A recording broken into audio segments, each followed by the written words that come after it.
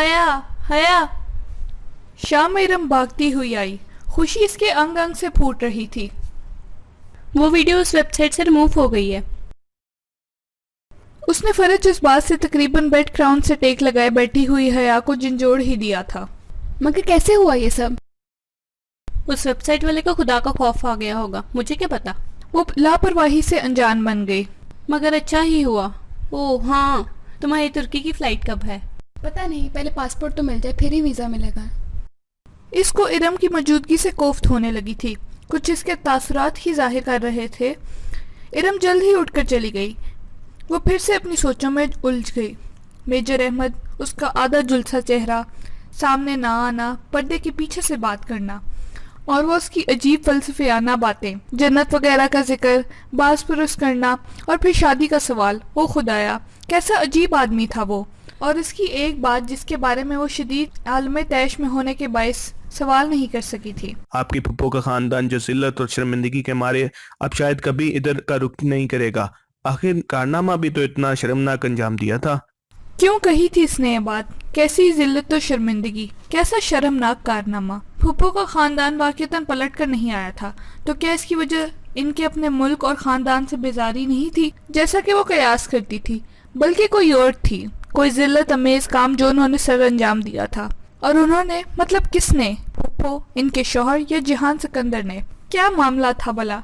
मगर मेजर अहमद से वो इस्तफसार भी नहीं कर सकती थी, ना ही इसका दोबारा कोई फ़ोन आया था फिर। और वो खतूत, वो गुलदस्ते, वो भी सीने भेजे थे। इसी सबांजी जाने का कैसे इल्म हुआ था उसे? यकीनन वो उसकी कॉल टेप कर रहा था जब ज़ारा को इसने बताया था, और वो इस वक्त यकीनन इसके घर के बाहर ही होगा। मगर वो गुलदस्ता तो किचन की टेबल पर रखा था, तो क्या वो इनके घर भी दाखिल हो सकता था, और इसके कमरे में भी? खौफ की एक लहर ने इसे अपने हिसार में ले लिया। वो उठकर कमरे का दरवाज़ा लॉक करने ही लगी थी कि फातिमा बेगम दरवाज़ा खोलकर अंदर दाखिल हुई। हया, तुम्हारे अब्बा तुम्हें बुला रहे हैं। ओके, आ रही हूँ। उसने तकिए पे रखा दुपट्टा गले में डाला, स्लीपर्स पहने और बाहर आई। उसने उंगली की पुष्ट से इनके कमरे का दरवाज़ा खटखटाया। इसने दरवाज़ा धकेला तो वो खुलता चला गया। सामने बेड पे सुलेमान साहब बैठे थे, सोच में डूबे, मुतफक्कर, इसके मुंतज़िर। साथ एक तरफ फातिमा बेगम सोफे पे मौजूद थीं। इनकी खूबसूरत आंखें सोगवार थीं और बावकार सरापे पर अफसुर्दगी छाई थी। आपने बुलाया था अब्बा? हाँ, आओ बेटा। वो खामोशी से सर झुकाए चलती हुई आई। सुलेमान साहब चंद लम्हे खामोश रहे, शायद वो कोई तमहीद सोच रहे थे, मगर हया को उम्मीद थी कि वो बिना तमहीद के ही सीधी बात कर डालेंगे। मैंने एक फैसला किया। इसने गर्दन उठाई। वो बहुत ज्यादा संजीदा दिखाई दे रहे थे। अब तुम्हें कोर्ट के जरिए सबीन के बेटे से खुला लेनी होगी। कोई इसके मुंह पे चाबुक दे मारता तब भी शायद इसे इतना दर्द ना होता जितना अब हुआ था। मेरी वकील से बात हो गई, कोर्ट की एक ही पेशी में अलहदगी हो जाएगी, और जितने वो लोग बेजार हैं वो लोग भी इस फैसले से खुश होंगे। इसने शाकी निगाहों से माँ को देखा तो इन्होंने बेबसी से शाने उचका दिए। और इसके अलावा कोई चारा भी तो नहीं है ना। उनके रवैये से जाहिर हो रहा है कि वो लोग इस रिश्ते को मजीद रखना नहीं चाहते। अब्बा, क्या ये वाहिद हल है? बहुत देर बाद वो बोली तो इसकी आवाज में टूटे ख्वाबों का दुख था। क्या इसके अलावा भी कोई हल है हया? दुनिया का कोई भी बाप अपनी बेटी का घर नहीं तोड़ना चाहता, लेकिन किस कीमत पर? किस कीमत पर मैं इस रिश्ते को निभाने की कोशिश करूं जब वो कोई उम्मीद ही नहीं दिलाते? अगर आपको वाकई लगता है कि आप मेरा घर बसा हुआ देखना चाहते हैं तो मुझे तुर्की जाने दें। वहाँ जाके मैं उसे ज़रूर ढूंढूंगी और पूछूंगी कि अगर वो घर बनाना चाहता है तो ठीक है, वरना मुझे तलाक दे दे। अगर नहीं देता तो मैं वहीं कोर्ट चली जाऊंगी, मगर मुझे प्लीज़ आखिरी कोशिश कर लेने दें। वो खामोश हो गए, शायद कायल हो गए थे। अब्बा, आप मुझे 5 माह का वक्त दें। अगर इसके आखिर में भी आपको लगे कि मुझे खुला ले लेनी चाहिए तो मैं आपके फैसले के साथ हूँगी। वो उठी और फिर बिना कुछ कहे कमरे से निकल गई। वो खपती लड़की से क्लास के बाहर ही मिल गई थी।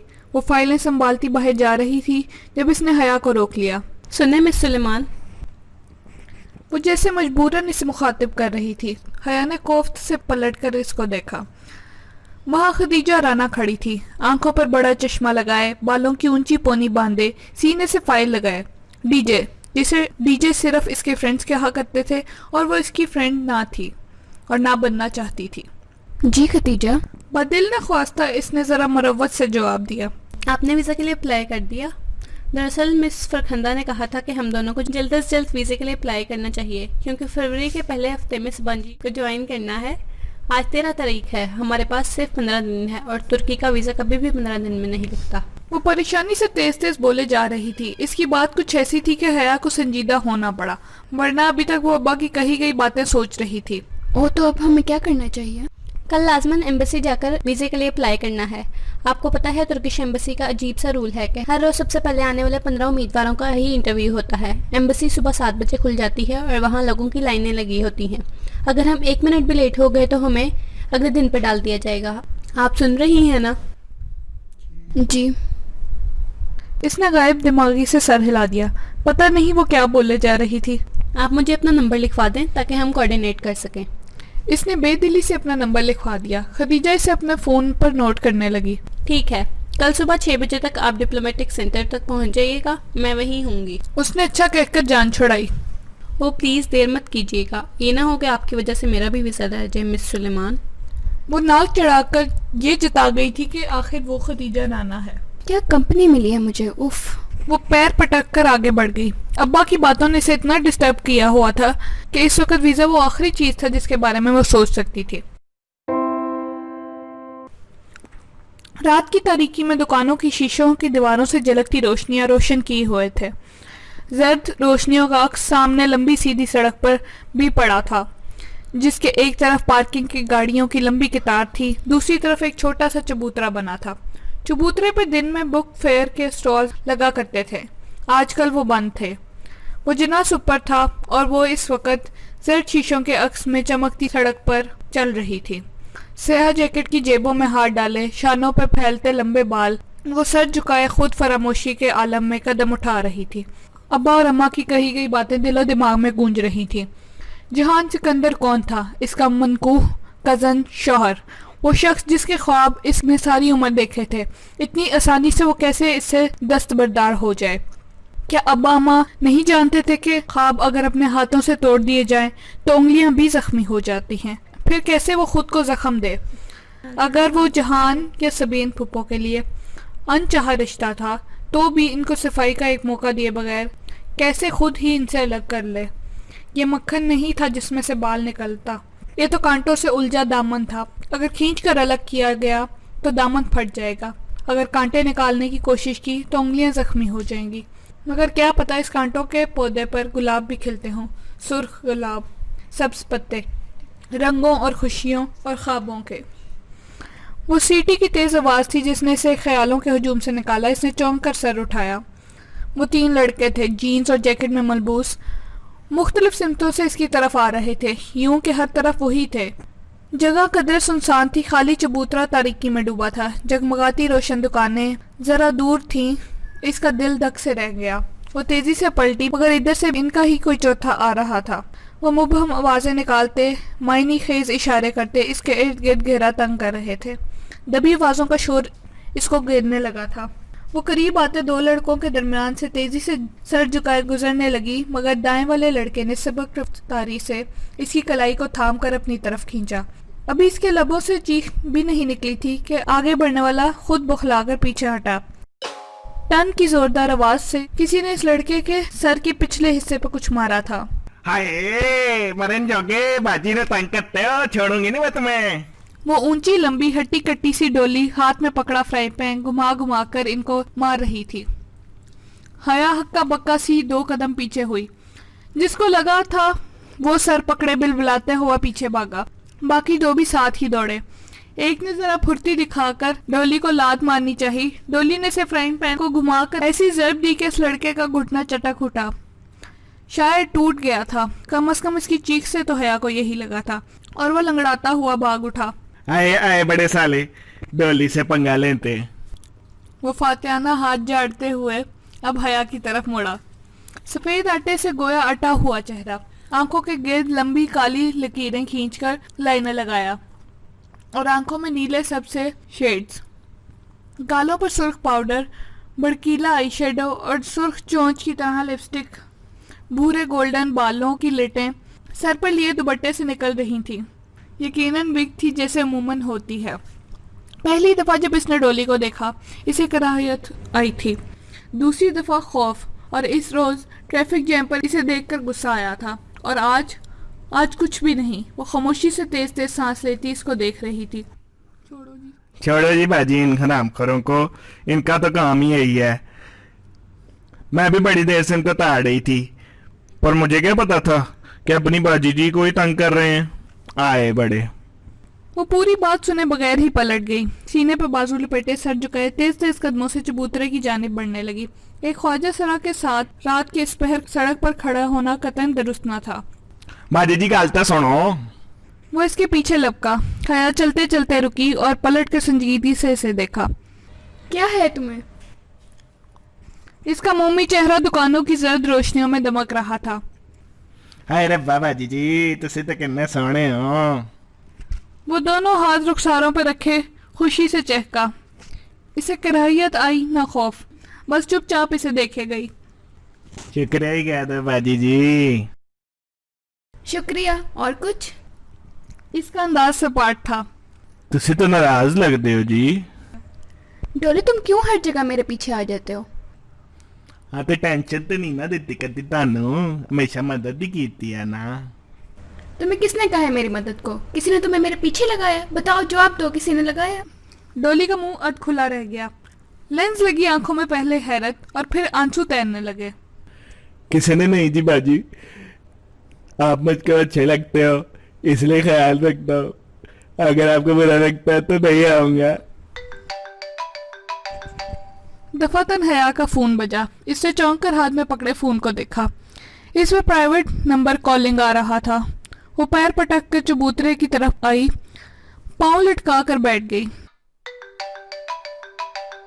फोन अभी तक बज रहा था। इसने फोन कान से लगाया और डॉली को देखा। वो छोटे छोटे कदम उठाता सिसकता हुआ इस तक आ रहा था। हेलो। हेलो मिस हया, कैसी हैं आप? वो मेजर अहमद था। इसकी आवाज के पीछे बहुत शोर था। डोली आहिस्ता से इससे जरा फासले पर चबूतरे पर बैठ गया। सर झुकाए वो हथेलियों से आंसू पोंछ रहा था। खुदा के लिए मुझे फ़ोन मत किया करें, और ये जो बंदे आपने मेरे पीछे लगाए हैं ना, मैं एक एक का खून कर दूंगी, और इस सब के जिम्मेदार आप खुद होंगे। मैं शादीशुदा हूँ और जल्द ही अपने शौहर के पास चली जाऊंगी। मेरा पीछे छोड़ दें, समझे आप? मजीद कुछ सुने बगैर इसने फोन रख दिया। तुसी घर वाले हो बाजी? डोली ने चेहरा इसकी तरफ उठाया। हाँ, तुम्हारे मेजर ने तुम्हें ये नहीं बताया? इसी ने तुम्हें मेरे पीछे लगाया है ना? अल्लाह की कसम बाजी, मुझे किसी ने नहीं भेजा, किसी मेजर शिद्दत ने नहीं भेजा, मैं खुद आता हूँ।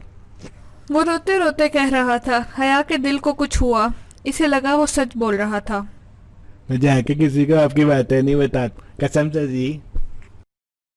वो लब बींचे इसे देख रही थी। कुछ था इसमें पुरस्रार, खौफजदा करता, मगर तरस और तरह आमेज। ठीक है, मत रो। मैं जी बड़ा प्यार करती हूँ आपसे, इसलिए आती हूँ, पर तुसी इल्जाम ला रहे हो। वो अब सिसकते हुए अपना सर पीटने लगा था। अच्छा, नाउ स्टॉप इट। वो चुपचाप बैठा इसे तकता रहा जबकि वो सामने खलाओं में घूर रही थी। तुसी जा रहे हो कहीं? हया ने चौंक कर इसे देखा। तुसी फोन में क्या ना कि जा रहे हो किते? इसने वजाहत की। हाँ, मैं यूरोप जा रही हूँ। वो जहाँ अमेरिका और अंग्रेजी फिल्मों वाला।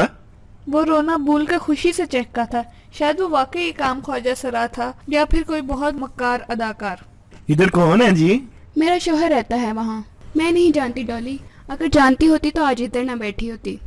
इसकी आंखें जरा सी भीगी, बड़ी बड़ी स्याह आंखों में पानी तैरने लगा था। पर जी? तुम दुआ करो डॉली, वो मुझे मिल जाए। वो आंखों की नमी छुपाती उठ खड़ी हुई। डॉली ने सर उठाकर देखा।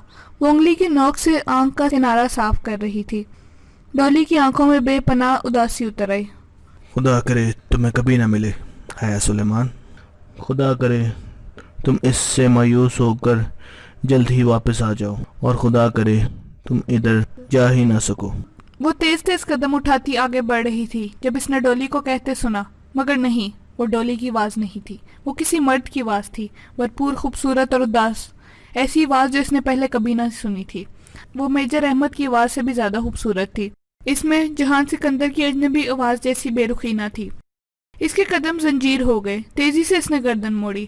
دور اندھیرے میں ڈوبا چبوترا خالی تھا۔ وہاں دور دور تک کسی کا نام و نشان نہیں تھا۔ زندگی میں پہلی بار اس کے اندر ڈولی سے دوبارہ ملنے کی خواہش نے جنم لیا تھا۔ اسے جاننا تھا کہ ڈولی کون ہے اور کیا ہے۔ اس رات وہ بمشکل 2-3 گھنٹے سو سکی تھی۔ پھر فجر کی اذان سے پہلے تیار ہو کر وہ ڈپلومیٹک سیکٹر پہنچ گئی۔ خدیجہ کی بار بار کال آ رہی تھی۔ شکر ہے آپ آ گئیں۔ خدیجہ اس سے باہر ہی مل گئی تھی۔ اس کی اینک کے پیچھے چھپی آنکھیں فکر مند لگ رہی تھی۔ حیا سادہ شلوار قمیض اور سیاہ جیکٹ میں ملبوس تھی۔ لمبے کھلے بال کانوں سے پیچھے اڑستے ہوئے وہ خدیجہ تک آئی۔ اب کدھر جانا ہے؟ اندر یہ شٹل لے لیتے ہیں، یہ ترکش ایمبیسی تک پہنچا دے گی۔ تبھی ایک عمر رسیدہ صاحب اور خاتون تیزی سے شٹل کی طرف بڑھنے لگے۔ میری چھٹی حص کہہ رہی ہے یہ انکل آنٹی بھی ترکش ایمبیسی جا رہے ہیں۔ ہے جلدی کریں، ہمیں پہلے 15 میں سے ہونا ہے۔ وہ حیا کا ہاتھ پکڑ کر آگے بڑھی، پھر خیال آنے پہ پوچھا، اندر آئی ڈی کارڈ سے انٹری ہوگی۔ آپ آئی ڈی کارڈ یا پاسپورٹ لائی ہیں نا؟ اور حیا کا دماغ بھگ سے اڑ گیا۔ وہ رات اتنی ڈسٹرب تھی کہ بھول ہی گیا کہ پاسپورٹ تو آج ملنا تھا، وہ تو ابھی بنا بھی نہیں۔ حیا، خدیجہ منہ کھولے ہکا بکا اسے دیکھ رہی تھی۔ نہیں، آئی ایم سوری، میں اور Khadija I am really sorry. اس کا سر گھومنے لگا تھا۔ وہ اتنی بڑی غلطی کیسے کر سکتی تھی؟ آپ کے پاس پاسپورٹ نہیں ہے تو آپ خود کیوں آئی ہیں؟ آپ کی وجہ سے میری اسکالرشپ رہ جائے گی، احساس بھی ہے آپ کو؟ اس کو بہت غصہ آ رہا تھا، اور حیا جو اتنی مغرور اور خود پسند تھی، جس کی شخصیت سے لباس تک ہر شے پرفیکٹ ہوتی تھی اور جس کی مثالیں اس کی کلاس فیلوز دیا کرتی تھی، وہ ایک دم رو پڑی تھی۔ آئی ایم سوری خدیجہ، میرے کچھ پرابلمس تھے، میری لائف بہت ڈسٹرب ہو چکی ہے۔ وہ جلدی جلدی بے اختیار امڑنے والے آنسو صاف کر رہی تھی۔ It's okay Khadija, I am sorry, مگر آپ جائیں، میں کل ٹرائی کر لوں گی۔ خدیجہ چند لمحے خاموش رہی، پھر آہستہ سے بولی، اپنا آئی ڈی کارڈ مجھے دیں۔ جی؟ اپنا آئی ڈی کارڈ مجھے دیں اور واپس جا کر پاسپورٹ آفس سے اپنا پاسپورٹ اٹھا کر لائیں۔ امید ہے آئی ڈی کارڈ سے آپ کی انٹری ہو جائے گی اور ہماری باری آنے تک آپ واپس بھی آ جائیں گی۔ مگر پاسپورٹ آفس تو پنڈی میں ہے اور مجھے جاتے ہوئے 1 گھنٹہ لگ جائے گا، اور پاسپورٹ آفس تو کھلے گا 9 بجے، جبکہ ایمبیسی 7 بجے کھل جاتی ہے۔ اس نے فکر مندی سے کلائی پر بندی گھڑی دیکھی۔ یہ ناممکن ہے، میں کبھی بھی اتنی جلدی واپس آ کے پہلے 15 میں شامل نہیں ہو سکوں گی۔ حیا، میں نے زندگی میں ایک ہی بات سیکھی ہے کہ انسان کو کوئی چیز نہیں ہرا سکتی جب تک کہ وہ خود ہار نہ مان لے۔ آپ ابھی سے ہار مان لینا چاہتی ہیں؟ لائیں، اپنا آئی ڈی کارڈ مجھے دیں، مجھے ان انکل آنٹی سے پہلے پہنچنا ہے۔ وہ اس کے ہاتھ سے آئی ڈی کارڈ پکڑ کر شٹل کی طرف دوڑی۔ اس نے آنکھوں کے کنارے پہنچے اور پھر کلائی سے بندی گھڑی کو دیکھا۔ کیا اس کا ویزا لگ جائے گا یا ڈولی کی بد دعا پوری ہو جائے گی اور وہ کبھی ترکی نہیں جا سکے گی؟ اسے کبھی جہان سکندر نہیں مل سکے گا۔ مگر خدیجہ نے کہا تھا انسان کو کوئی چیز نہیں ہرا سکتی جب تک وہ خود ہار نہ مان لے، اور اس نے سوچا وہ اتنی آسانی سے ہار نہیں مانے گی۔